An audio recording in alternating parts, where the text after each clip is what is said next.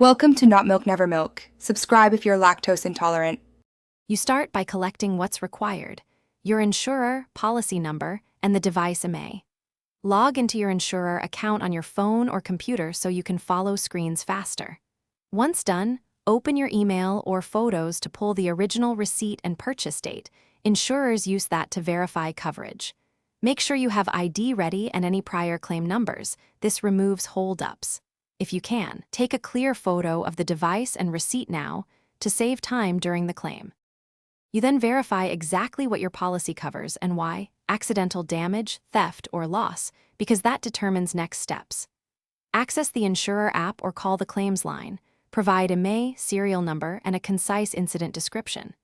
Once the agent or system confirms eligibility, they'll explain deductible amounts and whether you'll get repair, replacement, or reimbursement.